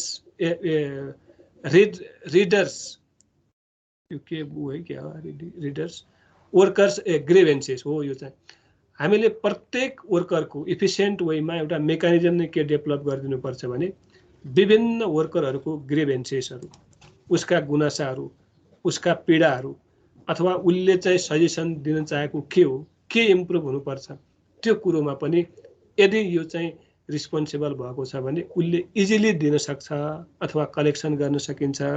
तर त्यो इन्भाइरोमेन्ट नै क्रिएट गरेन भने हामीले ग्रेभेन्सेसहरू, विभिन्न वर्करका ग्रेभेन्सेसहरू हामीले कलेक्सन गर्न सक्दैनौँ, त्यसलाई प्रोपर ठाउँमा पुगाउन सक्दैनौँ र ग्रेभेन्स अनुसार हामीले इम्प्रुभ पनि गर्न सक्दैनौँ। To proper recognition of efficiency and hard work. अब यो यदि हामीले कुनै एउटा टप लेभलले अथवा म्यानेजरले इफिसियन्ट वेमा उसको रिस्पोन्सिबिलिटी त्यहाँ चाहिँ कन्ट्रिब्युट गरेको छ भने यहाँ उसले इमिडिएटली इफिसियन्ट कहाँ छ, इफिसियन्सी कहाँ छ, कसले हार्ड वर्क गरेको छ भन्ने कुरो आइडेन्टिफाई गर्छ, रिकग्निसन गर्छ र त्यसकै बेसिसमा यो हामीले प्रमोसनल एक्टिभिटिजमा हामीले फोकस हुनुपर्ने हुन्छ। नत्र यदि त्यो रिस्पोन्सिबिलिटी प्रत्येक मान्छेलाई हेर्ने दृष्टिकोण फरक फरक छ, एलाई हेर्ने फरक, बीलाई हेर्ने फरक, सीलाई हेर्ने फरक छ भने कहिले पनि यो चाहिँ उसले कति इफिसियन्ट वेमा काम गरेको छ, कति हार्ड वर्क गरेको छ भन्ने कुरो फाइन्ड आउट हुँदैन र न उसलाई ट्रेनिङमा इन्भल्भ गरिन्छ, न उसलाई प्रमोसनल एक्टिभिटिजमा इन्भल्भ गरिन्छ। त्यसैले यो विभिन्न डिमेरिट्सहरूलाई मिनिमाइज गर्नको लागि एउटा सोसाइटी, एउटा कर्पोरेसनले इम्प्लोइजप्रति यो रिस्पोन्सिबल हुनुपर्छ भनेर मेन्सन गरेको छ। अब कन्ज्युमर त वी अल आर कन्ज्युमर। कुनै एउटा पर्टिकुलर प्रोडक्ट हामीले प्रड्युस गऱ्यौँ अथवा सर्भिस ओरिएन्टेड अर्गनाइजेसनलाई त्यसले डाइरेक्टली अथवा इन्डाइरेक्टली टोटल सोसाइटीका मान्छेहरूलाई इम्प्याक्ट पारेको हुन्छ। That is also a kind of very यो चाहिँ सोसल रिस्पोन्सिबिलिटी हो एउटा कर्पोरेटको। अनि हामीले त अलि अस्ति पत्रिकामा सायद तिमीहरूले पनि पढेको थियो होला, डेट एक्सपायर भएका डिफ्रेन्ट गुड्सहरू, डेट एक्सपायर भए त्यसलाई रिप्याकेजिङ गर्ने कि। अब यहाँ त हेर गभर्मेन्टको पनि रिस्पोन्सिबिलिटीका कुराहरू आउँछन्। यहीँनिर कन्ज्युमरलाई हामीले प्रत्येक वेमा त्यो क्वालिटी स्ट्यान्डर्ड त्यसले चाहिँ कति हार्म गर्छ भन्ने कुरो चाहिँ गभर्मेन्टको पनि एउटा ड्युटी, एउटा रिस्पोन्सिबिलिटी हो। प्रत्येक बिजनेस मोनिटर हुनुपर्छ, प्रत्येक बिजनेसलाई चाहिँ हामीले सजेसन गराउनुपर्छ। अहिले अब चाहिँ फेस्टिभल मोड आयो, अब कुनै बिजनेस चाहिँ चेक भएका छन्, कुनै बन्द पनि गर्छ। तर यो मेकानिजम यो कुनै ओकेजनमा होइन कि, ओकेजनली गऱ्यो भने यसको कुनै अर्थै हुँदैन। कन्टिन्युली हामीले अपडेटेड प्रत्येक प्रोडक्ट अथवा सर्भिसेससँग गभर्मेन्ट अपडेट हुने हो भने यसका लुप होलहरू फाइन्ड आउट हुन्छ र लुप होलहरू फाइन्ड आउट भयो भने पक्कै पनि मिनिमाइज गर्न सकिन्छ। अब यो अरू मेडिसिनमा पनि देखिन्छ कि नेपाल कन्टेक्स्टमा हेर्ने हो। अस्ति 2-4 दिन अगाडि, 10 दिन अगाडिको कुरा हो। यो डिफ्रेन्ट गुड्सहरू, बेभरेज गुड्सहरू सँगसँगै विभिन्न मेडिसिनहरू आउटडेटेडलाई हामीले चाहिँ रिप्याकेजिङ, रिब्रान्डिङ, त्यो ट्याग लाउने काम नयाँ डेटमा गऱ्यौँ भने त्यसले एउटा कन्ज्युमरलाई कति ठुलो हार्म गर्छ त, ज्यानै पनि जान सक्ने कन्डिसन हुनसक्छ। त्यसैले यस्ता कुराहरू एउटा कर्पोरेसनले कन्ज्युमरसँग रिलेटेड विभिन्न हार्महरू के हुन्छन्, विभिन्न डिसएडभान्टेजहरू के हुन्छ र कन्ज्युमरलाई कसरी बेटर वेमा प्रोभाइड गर्न सकिन्छ, चाहे गुड्स भए पनि सर्भिस भए पनि। त्यहाँ अघि हामीले कुरा गऱ्यौँ नि, इथिकल बिहेभियर, मोरल। र जब एउटा बिजनेसले अथवा एउटा मान्छेले एउटा टप लेभलले होस्, मिडल लेभलले होस्, आफ्नो इथिक्स र मोरल गुमायो भने यो केही कुरो पनि आउँदैन, रिस्पोन्सिबिलिटीका कुराहरू त परै जाओस्। त्यसैले प्रत्येक प्रोडक्ट, प्रत्येक सर्भिसेसमा एउटा कन्ज्युमरलाई मध्यनजर गरेर हामीले त्यो रिस्पोन्सिबिलिटी अपनाउनु पर्ने हुन्छ है, त्यही कुरो यसमा मेन्सन गरेको छ। अनि टुवार्ड सोसाइटी त भइहाल्यो, त्यो सुरुमा भनेको थियो, generate employment opportunity, maintain peaceful environment, infrastructure development, enhance economic status of society. Very important thing is that फेरि युटिलाइजेसन अफ लोकल रिसोर्सेस। जस्तो अब मैले अमितकै नै गएँ, त्यो वंशी सिमेन्टले, सुनिरहेको छ अमित? सुनिरहेको छ। ल त्यसले अब लोकल रिसोर्सेस, एउटा अर्को कुरो यो कर्पोरेट सोशल रेस्पोन्सिबिलिटीमा के हुन्छ भने, त्यो कम्पनी जब रजिस्टर हुन्छ उसले आफ्ना विभिन्न डकुमेन्ट्सहरू बनाउँदा यदि त्यो मल्टिनेसनल कम्पनी छ भने उसको गभर्मेन्टले नै त्यो भन्नुपर्छ, पहिलो प्रायोरिटी भनेको लोकल रिसोर्सेस, लोकल जब हो। लोकल रिसोर्सेसलाई म्याक्सिमम युटिलाइज गर्यो भने तिमी इस्टाब्लिस हो, तिमीले चाहिँ यहाँ चाहिँ प्रोडक्सन अथवा सर्भिस चाहिँ दिन सक्छौ। यदि लोकल भन्दा तिमीले इम्पोर्टेड चाहिँ विभिन्न र मेटेरियलहरू यहाँ नभएकोलाई त इम्पोर्ट गर्नै पर्छ, नो डाउट। यही भएकोलाई चाहिँ लोकल रिसोर्सेसहरू म्याक्सिमम युटिलाइज गर्छौ भने बल्ल गभर्मेन्टले अथोरिटी दिन्छ लिगली चाहिँ। अब त्यो सँगसँगै पनि अब विभिन्न चाहिँ कम्पनीहरू यस्ता छन् इस्टाब्लिस भई, हाम्रो रिसोर्सेस होइन बाहिरको रिसोर्सेस चाहिँ उसले इम्पोर्ट गर्छ। त्यो रिसोर्सेसको बेसिसमा यदि उसले फिनिस्ड गुड्स प्रोडक्सन गर्छ भने केही सस्तो पनि हुनसक्छ, केही यहाँको रिसोर्सेस भन्दा महँगो पनि हुनसक्छ। अहिले अर्को इक्जाम्पल यसमा विभिन्न चाइनिज प्रोडक्टहरू नेपाली प्रोडक्टमै ल्याउँ। इन कम्पेरिजन अब नेपाली प्रोडक्टहरू एक्सपेन्सिभ हुन्छ अरू प्रोडक्ट बाहिरबाट त्यो चाहिँ इम्पोर्ट गरेको प्रोडक्ट। तर हामी मान्छेले पनि के हेर्छौँ भने हाम्रो प्रोडक्ट होइन कि सस्तो प्रोडक्ट पर्चेज गर्नुपर्छ भन्छ। तर यो चाहिँ कहीँ कतै हाम्रो एज अ कन्ज्युमर त्यो रिस्पोन्सिबिलिटी होइन भन्छौँ। अब हुन त मान्छेको पर्चेजिङ पावर, पर्चेजिङ क्यापेसिटी कति छ त्यसकै बेसिसमा पर्चेज गर्ने हो। तर त्यो सँगसँगै पनि त्यो प्रोडक्ट मेरै चाहिँ लोकल टेरिटोरीमा प्रोडक्सन भएको हो भने मैले अरूभन्दा अलिकति चाहिँ एक्सपेन्सिभ पनि किन्नुपर्छ भन्ने एज अ कन्ज्युमर कन्सियस भएको छैन। यो लिमिटेसन्स हो यसको। अनि वंशी सिमेन्ट चाइनिज हो होइन? ब्रिज सिमेन्ट हो सर, ब्रिजले गर्छ के। मैले गलत भयो। ब्रिज सिमेन्ट त्यो डोमेस्टिक हो कि त्यो मल्टिनेसनल हो? डोमेस्टिक हो सर। हो। अब डोमेस्टिक भयो त उसले चाहिँ बेसिकली बढी चाहिँ लोकल रिसोर्सेसमै फोकस हुन्छ। अब हुन्छ भन्ने त छैन, नहुन पनि सक्छ। तर हामीले यहाँ चाहिँ पढ्दाखेरि लोकल रिसोर्सेस आर युटिलाइज्ड म्याक्सिमम चाहिँ ह्युमन रिसोर्स। अब यहाँ भन्यौँ नि हामीले, अब धेरैले के गरे हुन्छ भने नेपालीहरूले कामै गर्दैन, यहाँ चाहिँ ठग छ भनेर बाहिरबाट ह्युमन रिसोर्सेस हायर गरेको देखिन्छ। किन बाहिरबाट हायर गर्दाखेरि त्यसका विभिन्न फाइदाहरू पनि छन्। हामी नेपालीहरूले किन बाहिर गएर काम गर्छ र किन नेपालमा बसेर काम गर्दैन? के छ त्यसमा डिफ्रेन्सेस थाहा छ?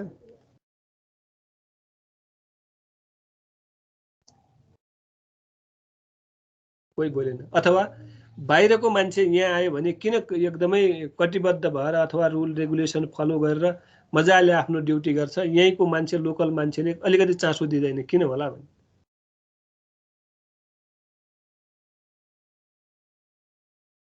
ल पनि अलिक डिफ्रेन्ट हुने भएर होला काम गर्नेको लागि, अनि पे पनि अलिक बाहिर भन्दा लोकललाई भन्दा उसलाई राम्रो हुन्छ नि लिएर आएकोलाई। अब तिमीले भने ठिक, लोकललाई भन्दा बाहिरको मान्छेलाई पेमेन्ट हाई हुन्छ। तर हामीले नै एउटा कुरो के हो भने हामीले के गर्छौँ भने नेग्लिजेन्स के सेम लेभलको मान्छे। अब अहिलेसम्म एउटा सामान्य इक्जाम्पल दिउँ, बेसिकली यो हजामहरू धेरै चाहिँ इन्डियाको मान्छेहरू छ। किन नेपालीहरूलाई यहाँ काट्न आउँदैन त? अहिले त अलिअलि नेपालीहरू पनि छन्, नभए होइन। तर म्याक्सिमम अहिलेसम्म पनि मैले यसो एनालिसिस एउटा पेपर कहाँ मैले पढेको थिएँ, 80% चाहिँ त्यो पपुलेसन इन्डियाबाट आउँछ। अब उनीहरू त्यहाँ देश छोडेर घर छोडेर आएर यहाँ खटेर काम गर्छन् कि उनीहरूले के फिल गर्छ भने मैले काम गरेन भने मेरो रिटर्न आउँदैन, मेरो हातमुख जोडिँदैन, मैले पैसा कमाउन सक्दिनँ भन्ने हुन्छ। यहीँको मान्छेले के हुन्छ भने फेरि हामी नेपालीहरू त बरु 2 दिन बन्द गर्ने रिल्याक्स पाराले जाने कि यहाँ ड्युटी रिस्पोन्सिबिलिटीमा पनि त्यही हो हामीले प्रोपरली ड्युटी नै गर्दैनौँ ठग्ने नेपालीहरूको त यहाँ देश धेरै जसो लुप होलहरू खोज्ने रुलमा त हिँड्या हुन्छ तर त्यो रुलभित्र पनि विभिन्न लुप होल खोजेर उसले चाहिँ ठग्ने काम गरेको हुन्छ ड्युटीमा पनि त्यो ट्रान्सपेरेन्ट हुँदैन ड्युटी ठग्नु भने पनि it is a kind of corruption हो अब नेपालीहरूले बाहिर जान्छ त्यही सोच्ने हो म विदेश आएको छु मैले काम खटेन मैले दुःख गरेन भने रिटर्न आउँदैन भने उसले अन टाइममा जान्छ अन टाइममा आउँछ ओभर ड्युटी गर्छ खटेर गर्छ दुःख गर्छ फिलिङ फरक भयो पर्सेप्सन फरक भयो त्यसैले पर्सेप्सन पोजिटिभ बनाउने काम पनि केही हदसम्म कसको हो त कर्पोरेटको हो र त्यो सँगसँगै हामी मान्छेले पनि के बुझ्नुपर्छ भने सामान्यतया मैले फ्यामिलीसँगै बसेर मैले आफ्नो लाइफ सर्भाइभ गरेको छु भने त्योभन्दा ठुलो इन्कम केही पनि होइन घरमै बसेको छ आफ्नो फ्यामिलीसँग आफ्नो घरको इन्भाइरोमेन्टमा बसेको छ कसैको टर्चर छैन आफ्नै देशमा बसेको छ र कम इन्कम गरेको छ भने पनि त्यो बेटर हो विदेश जान्छ फ्यामिली डिट्याच्ड सबैसँग कोही हुँदैन त्यहाँ दुःख गर्छ दुःख गरेको पैसा यहाँ ल्याउँदा मलाई लाग्छ प्लस माइनस गर्दाखेरि बराबरै हुन्छ खासै त्यति त्यो ड्रास्टिक लोन निकालेर जान्छ अनि आउँदाखेरि त्यो बराबर भने हामीले यसरी पनि सोच्यौँ भने बल्ल विकास हुनसक्छ भन्ने कुरोमा हो तर यो रिस्पोन्सिबिलिटी टु आवर सोसाइटीमा हामीले त्यो कम्पनीले म्याक्सिमम लोकल रिसोर्सेसहरूलाई युटिलाइज गर्नुपर्छ भन्ने कुरो मात्रै अब हजुर सर यो कम्पनीले के आइपिओ खोल्ने बेला सुरुमा लोकललाई सेयर खुलाउने चाहिँ यो यसलाई चाहिँ as a part of CSR भन्न मिल्छ कि मिल्दैन एक्ज्याक्टली भन्छ 100% हो भन्न मिल्छ होइन मिल्छ नै गरेकै त्यही हो कुनै एउटा इफेक्टेड एरियामा अब त्यो एरियामा भएका मान्छेहरूलाई पहिलो प्रायोरिटी दिए हो नि त एकदमै हो यही एकदमै यो सिएसआरकै एउटा इम्पोर्टेन्ट पार्ट हो त्यसैले अहिले प्राय सबै जुन टेरिटोरीमा त्यो कम्पनी छ त्यो टेरिटोरीका मान्छेहरूलाई पहिला इस्यु गर्छ त्यसपछि बल्ल अरूलाई दिन्छ हो नि एकदमै गुड राम्रो भेरी राम्रो इक्जाम्पल माइन्ड क्लिक पनि गर्नुपर्छ कि एकदमै क्विक माइन्ड चल्दो रहेछ हामीको गुड एकदम बेस्ट इक्जाम्पल हो त्यो पनि किनभने पहिला त्यही टेरिटोरीमा भएका उसको एउटा हामी यसरी बुझौँ कुनै पनि बिजनेस इस्टाब्लिस जहाँ हुन्छ पहिलो भनेको दे आर द गड के त्यो कम्पनीको लागि तिनीहरू नै सर्भिसर्भा हुन् तिनीहरूले त्यहाँ चाहिँ राम्रो इन्भाइरोमेन्ट क्रिएट गरिदिएन आन्दोलन हडताल तालाबन्दी गरेन भने कम्पनी अटोमेटिक स्मुथली जान्छ नि त्यसलाई मिनिमाइज गर्नको लागि पनि यो चाहिँ सिएसआर भेरी इम्पोर्टेन्ट हो र त्यसको एउटा फ्याक्टर अमितले भन्यो कुनै पनि यो कम्पनीले आइपिओ इस्यु गर्दाखेरि पहिला उनीहरूलाई प्रायोरिटी दिन्छ त्यसपछि बल्ल अरू इन जेनरल पब्लिक कन्ट्रीको पब्लिकलाई इस्यु गर्ने हो एकदमै राम्रो अब यो चाहिँ उसका लेभलहरू फेजहरू छन् यो फेजमा एउटा उसको अब्लिगेसन के हो सोसल रिस्पोन्सिबिलिटी सोसाइटीको रिस्पोन्सिबिलिटी रिस्पोन्सिभ के हो भन्ने कुरो माथि जम्मै हामीले एक्सप्लेन गरिसकेपछि यो यहाँ एक्सप्लेन गर्न आवश्यक देखिन अब यो पोटेन्सियल बिजनेस बेनिफिट पनि ह्युमन रिसोर्सेसलाई बेनिफिट रिस्क म्यानेजमेन्ट गर्न सजिलो हुन्छ यो पनि माथि जम्मै जे सबै हामीले एक्सप्लेन गऱ्यौँ ब्रान्ड डिफ्रेन्सिएसन अब यसले ब्रान्ड इमेज पनि बढाउँछ है यो चाहिँ लाइसेन्स टु अपरेट भनेको एउटा सिआरएसमा हामी अलिकति कन्सर्न भएको छौँ भने इजिली हामी लाइसेन्स पनि लिन सक्छौँ र त्यसले चाहिँ डाइरेक्टली अथवा इन्डाइरेक्टली हामीले प्रफिट गेन गर्न पनि सक्छौँ अनि त्यसपछि यसका प्रोसेसहरूमा यो मैले माथि एक्सप्लेन गरेको कुरो भएर यहाँ धेरै टाइम नदिएको है अब यो प्रोसेस कसरी गर्ने भन्ने कुरो पनि it depends on the company छुट्टै स्ट्राटेजी हुन्छ छुट्टै प्लान हुन्छ छुट्टै पोलिसी हुन्छ त्यो प्लान त्यो पोलिसी त्यो रुल्स त्यो रेगुलेसनलाई फलो गर्दै सिआरएसमा जाने हो र सामान्यतया कुनै पनि कम्पनीले पहिला यो पोलिसी स्ट्राटेजी नै बनाउने हो formulating CSR policy and strategy भनेको मैले के गर्ने त मैले कुन सेक्टरमा मेरो भएको इन्कमलाई अथवा मैले चाहिँ जुन यो सिएसआरमा कन्ट्रिब्युट गर्ने मेरो अमाउन्ट छ कहाँ मैले कन्ट्रिब्युट गर्ने that we have to formulate plan and policy त्यसका रुल्स रेगुलेसन्स त्यसका बेनिफिट त्यसका एडभान्टेजेस त्यसका डिसएडभान्टेजेस त्यसबाट गेन कति हुन्छ त्यो सबै कुरो एनालिसिस गरिसकेपछि मात्रै हामीले CSRमा जाने हो एकदमै पनि। जस्तो अघि हामीले भन्यौँ नि, टेक्निक स्ट्राटेजी फरक फरक हुनसक्छ। कसैले क्यासै दिन सक्छन्, कसैले गुड्स दिन सक्छ, कसैले सर्भिस दिन सक्छ, कसैले विभिन्न कन्स्ट्रक्सनका कुराहरू कन्ट्रिब्युट गरिदिन सक्छ। तर त्यो भनेको it depends on the plan. पहिला प्लानै बनाउने हो। एज अ इन्डिभिजुअल हामीले पनि, एज अ मान्छे, एउटा इन्डिभिजुअल मान्छेले पनि प्लान बनाएको हुन्छ। हामी त अहिले कर्पोरेट बिजनेस हाउसका कुरा गर्दैछौँ। उसले त कहाँ के गर्ने भन्ने कुरो प्री डिटरमाइन हुनु पर्यो, प्री फर्मुलेट हुनु पर्यो। प्री चाहिँ उसले इमेज बनाइसकेपछि बल्ल त्यसलाई एक्जिक्युट गर्ने। र तीनटा कुरो हामीले कहिले पनि नबिर्सौँ, प्लानिङ, एक्जिक्युसन, कन्ट्रोल। एभ्रिवेयर कि प्लान बनायौँ तर त्यसको कुनै अर्थ छैन। These plans, this strategy, these rules, regulation must be implemented. Execute हुनु पर्यो।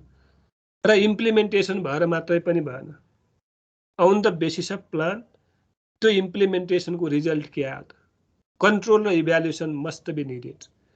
अब हामीले प्लान एकातिर बनायौँ, इम्प्लिमेन्ट भयो, रिजल्ट नेगेटिभ आयो, रिजल्ट केही पनि आएन, then we have to correct. अब त्यहाँ करेक्सनमा जाने, फिडब्याक कलेक्सन गर्ने, हामीले फेरि रिएरेन्ज गर्ने।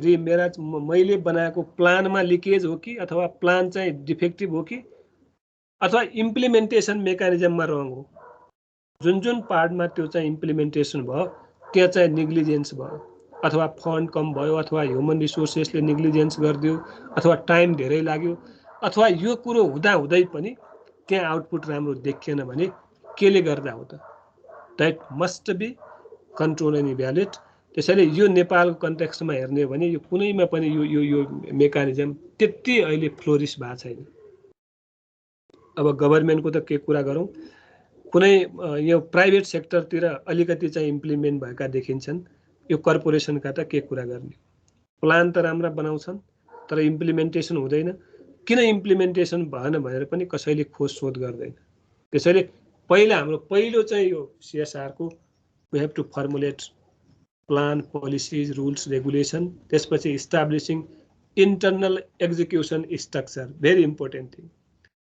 अब यो मान्छेमा पनि इन्टरनली मेकानिजम, यो रुल बनाइसकेपछि हामीले इन्टरनल कसले एउटा स्ट्रक्चर बनाऊ, एउटा टिमै हुन्छ। यो अब यो मान्छेले यसको रिस्पोन्सिबिलिटी लिनुपर्छ भनेर एउटा स्ट्रक्चर इस्टाब्लिस गर्ने, जसले गर्दाखेरि अब गभर्मेन्टमा पनि हामीले सुन्छौँ नि, कुनै इन्सिडेन्ट भयो, त्यो इन्सिडेन्टको इमिडिएटली सोल्युसन हुँदैन, एउटा कमिटी बनाइदियो।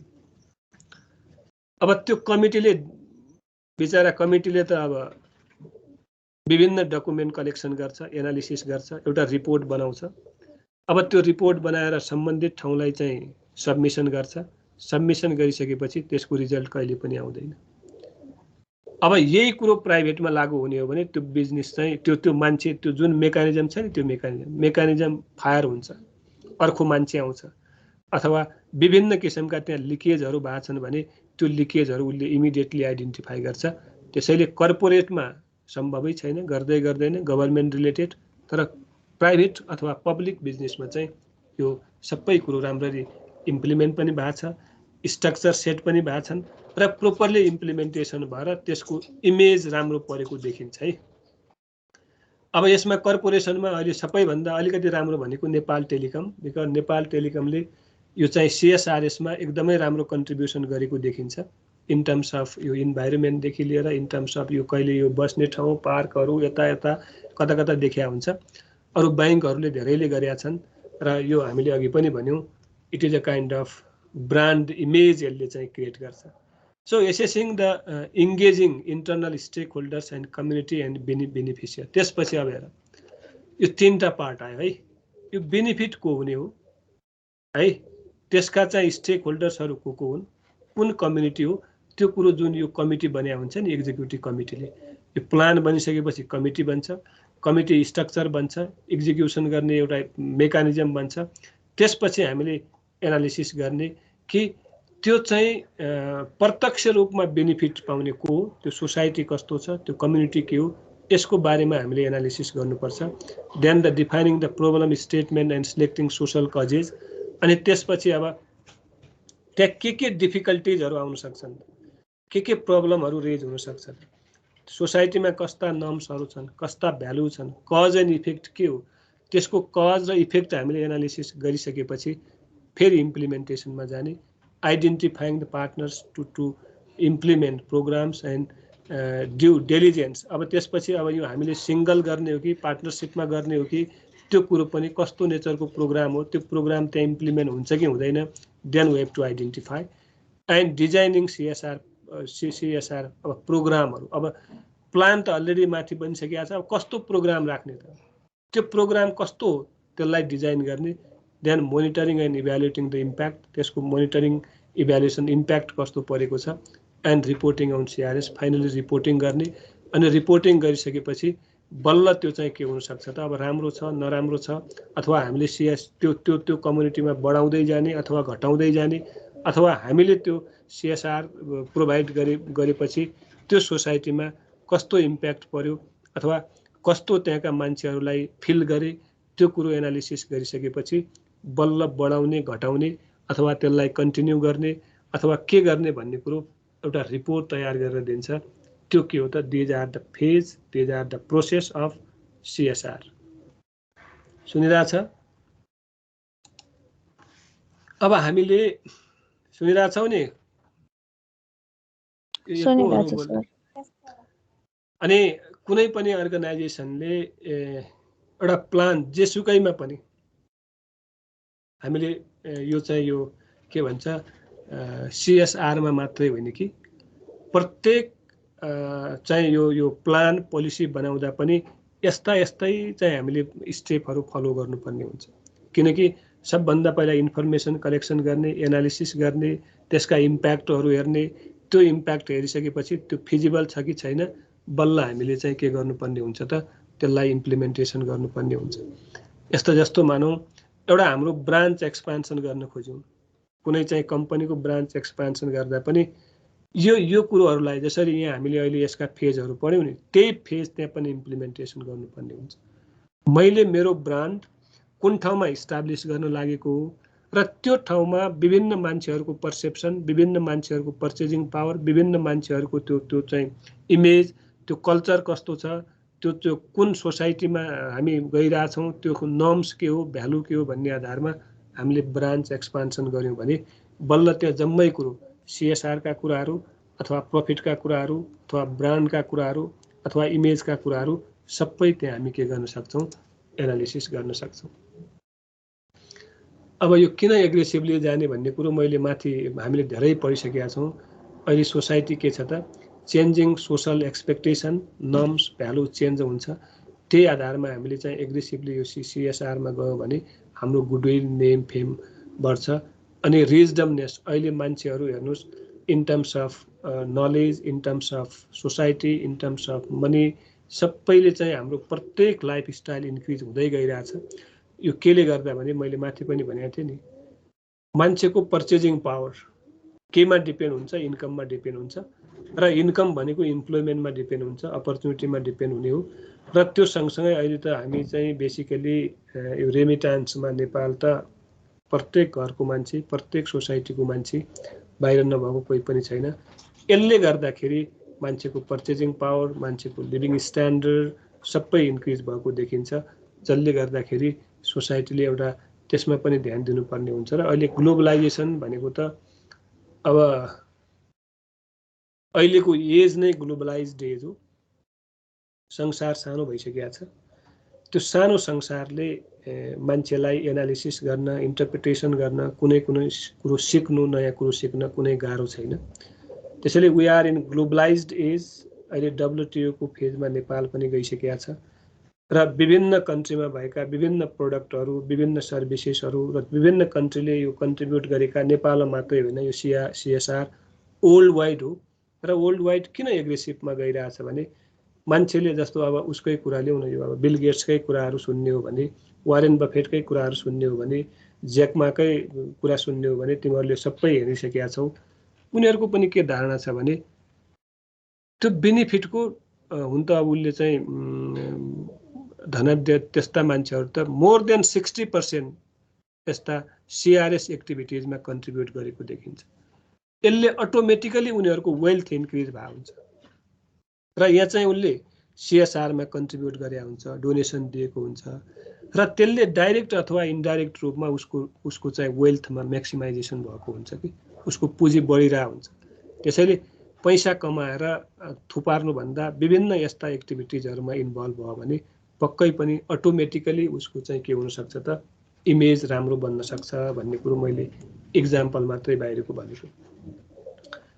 अब यो चाहिँ प्राइभेट सेक्टर यो चाहिँ रिलेसन कस्तो हुनुपर्छ भन्ने कुरो प्राइभेट सेक्टर मात्रै होइन, पब्लिक सेक्टर पनि हो, एभ्री सेक्टर हो।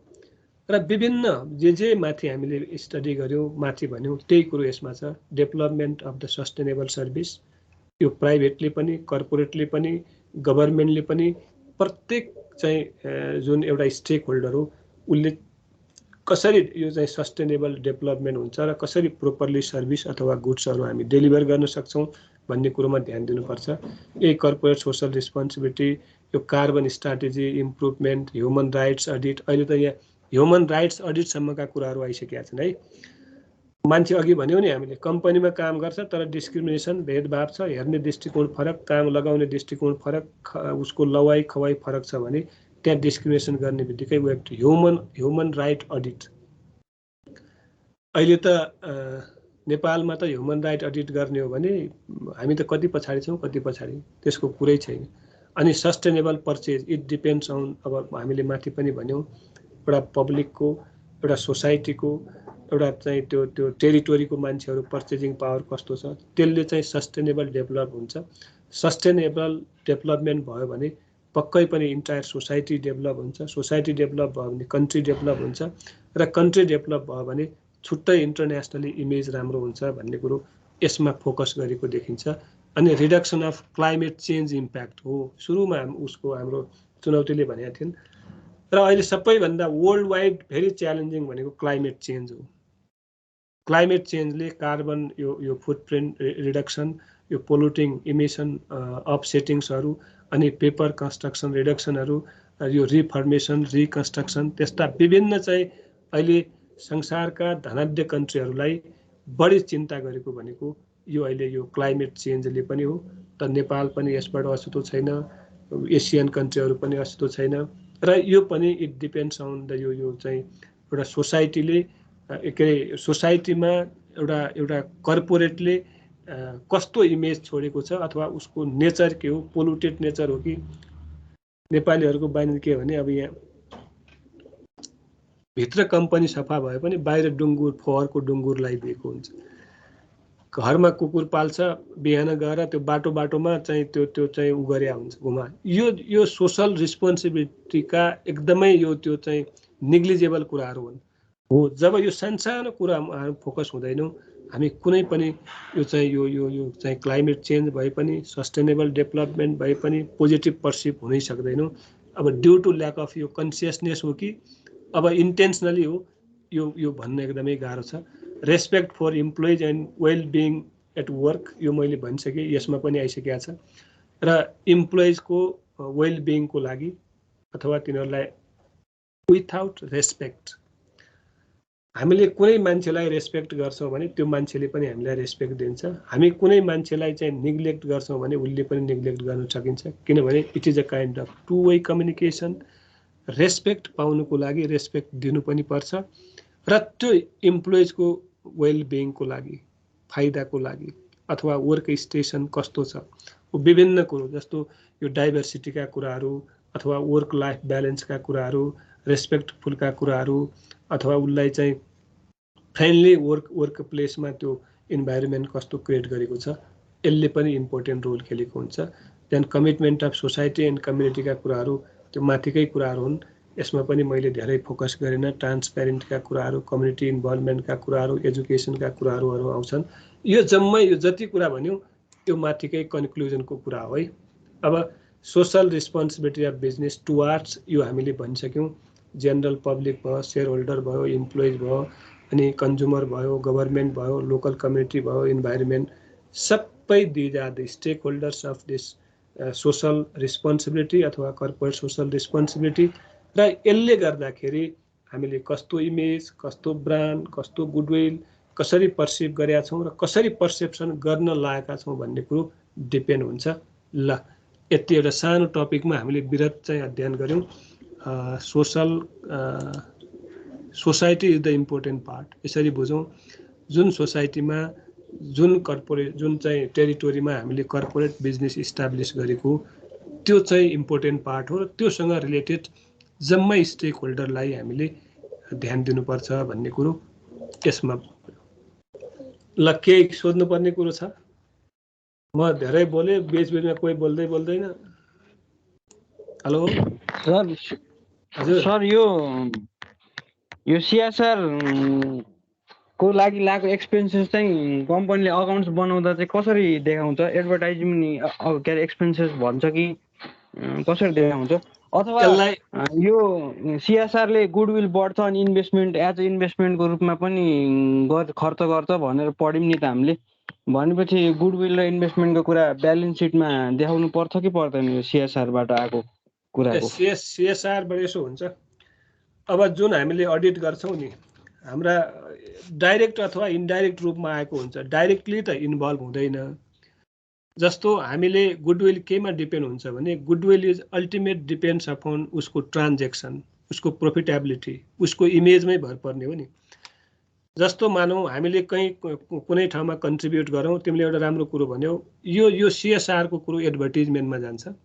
र अहिले मैले भने नि 1% प्रफिटको कन्ट्रिब्युट गर्नै पर्ने कुरो हुन्छ र यस्ता CR एक्टिभिटिजमा उसले इन्भेस्टमेन्ट गरेको छ अथवा त्यहाँ खर्च गरेको छ भने इट अल्टिमेटली रिडक्सन फ्रम ट्याक्सबाट रिडक्सन गरे हुन्छ कि यो कुन टेरिटोरीमा कुन ठाउँमा कति डोनेसन कति कन्ट्रिब्युट गरेको त्यो ट्याक्स रिडक्सन गर्न पाउँछ।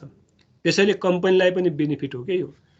उसले एज अ एडभर्टिजमेन्ट पनि अनसेन रूपमा एडभर्टिजमेन्ट पनि भइरहेको हुन्छ। उसको अनसेन रूपमा विभिन्न उसको गुडविल नेम फेम पनि इन्क्रिज भएको हुन्छ र त्यो सँगसँगै उसको ट्याक्स पनि उसले बेनिफिट पाएको हुन्छ। किनभने इन्कम त टोटल जोडियो, त्यो सो इन्कममा त जोडियो। इन्कम जोडिने बित्तिकै त्यो उतापट्टिको हाम्रो खर्च घटाएर नेट इन्कम आएको हो। नेट इन्कमको 1% कन्ट्रिब्युसन गर्छ भने आफ्टर क्यालकुलेटिङ नेट इन्कम, जस्तो पोहोर साल हामीले पढेका थियौँ नि, नेट प्रफिट क्यालकुलेसन गरिसकेपछि ट्याक्स, रिजर्भ एन्ड डिभिडेन्ड। र यो सँगसँगै हामीले अर्को इम्पोर्टेन्ट कुरो के भने त्यो प्रफिटलाई यदि हामी विभिन्न किसिमका चाहिँ यो डोनेसनल एक्टिभिटिजमा अथवा यो CSR का कुराहरूमा हामीले कन्ट्रिब्युट गर्यौँ भने यसले के गर्छ भने ट्याक्स पनि रिडक्सन गर्छ है भनिदिएकै हुन्छ। जस्तो मानौँ एउटा कम्पनी ट्याक्स लाग्दैन पनि, हामीले लास्ट इयर पनि अलिअलि पढेका थियौँ, पढ्न चाहिँ रिमोट एरियामा इस्टाब्लिस भएको कम्पनीले त झन् त्यो इन्भेस्टमेन्ट ट्याक्स क्रेडिट पाउँछ। अब यहाँ हामी पढ्छौँ है, त्यो ट्याक्सेसनमा पढ्छौँ। इन्भेस्टमेन्ट ट्याक्स क्रेडिट भनेको जति त्यहाँ इन्भेस्टमेन्ट गरेको छ त्यसको केही पर्सेन्टेज हामीले फेरि छुट पाउँछौँ। अथवा एग्रो बेस्ड इन्डस्ट्रीमा हामीले चाहिँ इन्भेस्टमेन्ट गरेका छौँ र त्यहाँबाट प्रफिट जेनेरेट भएको छ भने यति वर्षसम्म त्यहाँ ट्याक्स लाग्दैन भन्ने कुरो त्यहाँ तोकिदिएको छ। अथवा लागे पनि यस्तो नेचरको कम्पनीमा ट्याक्स कम लाग्छ भन्ने कुरो तोकिदिएको हुन्छ। यो एकदमै इम्पोर्टेन्ट कुरो के भने यस्ता CRS एक्टिभिटिजमा कन्ट्रिब्युट भएको फन्डलाई हामी के गर्न सक्छौँ भने ट्याक्सबाट डिडक्ट। र अमितले भनेको कुरो अनसिन चाहिँ एडभर्टिजमेन्ट पनि भएको हुन्छ, गुडविल पनि इन्क्रिज गरेको हुन्छ, तर यो चाहिँ after calculating net profit and loss यो फन्ड छुट्या हुन्छ है। अब गुडविल त अटोमेटिक मैले कसरी बढाउँछ भने प्रत्येक वर्ष जुन अडिट हुन्छ, अडिट रिपोर्टमा त्यो अडिटरले हाम्रो कम्पनीको भ्यालुएसन गर्छ। त्यो भ्यालुएसनमा यदि इमेज राम्रो छ भने उसले अटोमेटिकली गुडविलको भ्यालु बढाइदिएको हुन्छ। अब गुडविल रिटर्न अफ पनि हुन्छ, यो कुरो पनि हामी नबिर्सौँ। गुडविल यदि खस्केको छ त्यो चाहिँ इन्टान्जिबल एसेट्स भन्यो, गुडविल रिटर्न अफ पनि हुन्छ र गुडविलको भ्यालु बढ्न पनि सक्छ। र it depends on different transactions, different activities. यस्ता डिफ्रेन्ट हामीले चाहिँ जुन कुरा अहिले पढ्यौँ यस्ता एक्टिभिटिजले पनि हाम्रो गुडविल नेम फेम बढ्न सक्छ। अरू राम्रो क्वेसन, माइन्ड क्रिएटिभ माइन्ड रहेछ अमितको। Okay good. देन अरू कुनै बोल न, कोही अरू पनि। एकजना स्टुडेन्टले क्वेसन सोद्धाखेरि त्यो आन्सर सबैले पाउने हो, डाउट भएको। र यो किन हामी यहाँ यति डिस्कसन गरिरह भने अब भोलि ट्याक्सेसन पढ्छौँ, मैले भने है यसको इम्प्याक्ट कहाँ कहाँ हुन्छ भने, त्यही भएर हामी थ्योरिटिकली डिटेल बढी पढेको। ट्याक्सेसन क्यालकुलेसन गर्दा पनि हुन्छ, कस्ट अफ क्यापिटल क्याल्कुलेसन गर्दा पनि हुन्छ। अब यहाँ चाहिँ हामीले हिजो पनि कम्पनी पढ्यौँ, कम्पनीका डिफ्रेन्ट टाइप्सहरू पढिसक्यौँ र त्यो कम्पनीका टाइप्समा क्यापिटलका कुराहरू पनि आए, क्यापिटलका कम्पोनेन्टहरूका कुरा पनि आए, क्यापिटल रिस्ट्रक्चरिङका कुराहरू पनि हामी पढ्छौँ। त्यसैले थ्योरिटिकली यहाँ अलिकति बढी फोकस भएको कारण त्यही हो। कस्ट अफ क्यापिटलका कुराहरू पनि आउँछन् र प्रोजेक्ट एप्राइजलका भइहाल्यो। र यो प्रोजेक्ट अप्राइजल पनि डाइरेक्टली अथवा इन्डाइरेक्टली जुन कुरो हामीले यो थ्योरिटिकली पार्ट पढ्दैछौँ त्यही कुरो बढी एनालिसिस हुने हो। कोही बोलेन त अरू? ल अब एटेन्डेन्स गरौँ। आज गते कति हो? 27 कि 26? कोही बोलेन त? 27। ओके, बिर्सिया छैन होला। Roll number 1। Yes sir. 2 Ashutosh Rimal. 3 Abhinav.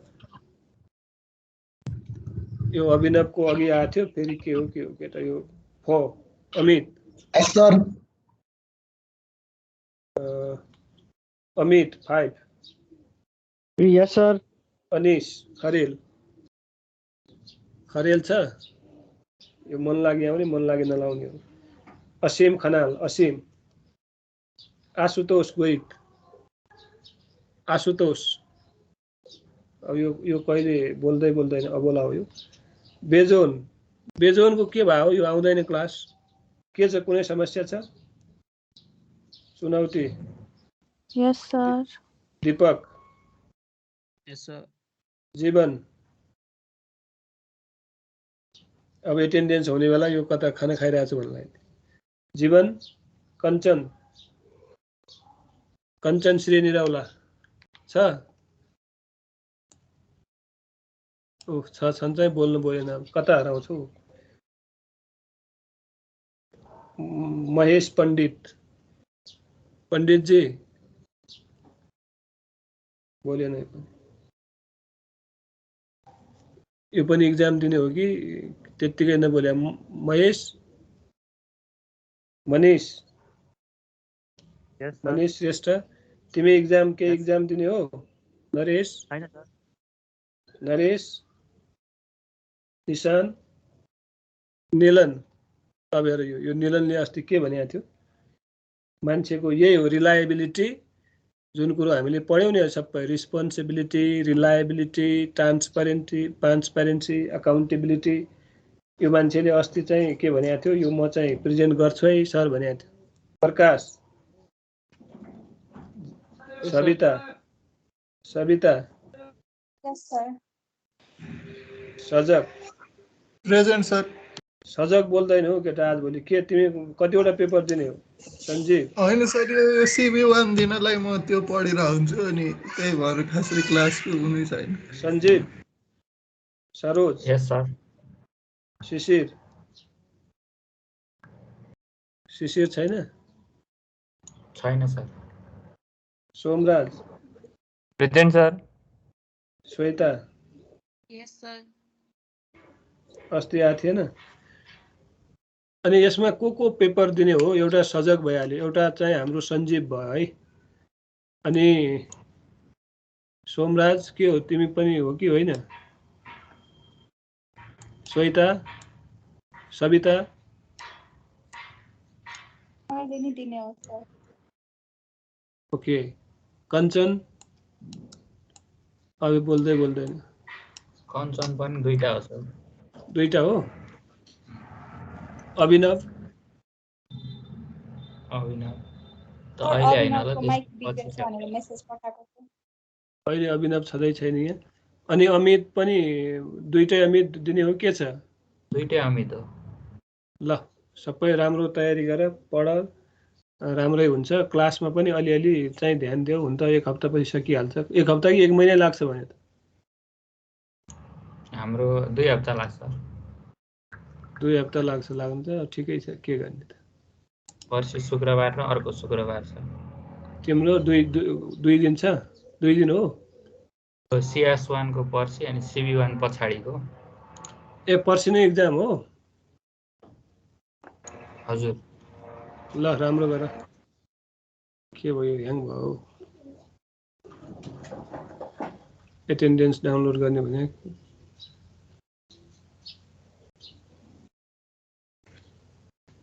Okay bye bye have a good day ल पढ्ने बेस्ट अफ लक तयारी गर है सबै भोलि हामी एजेन्सी प्रब्लम र यो सक्छौं के भन्छ प्रॉफिट मैक्सिमाइजेसन अब क्यापिटलका त्यो त पढिसकेका छौं के हो क्यापिटल मार्केट मनी मार्केट अस्ति पनि मैले थोरै भनेको थिएँ त्यस्तै कुराहरु छन् भोलि पनि त्यसपछि बल्ल हामी ट्याक्सेसन पढ्छौं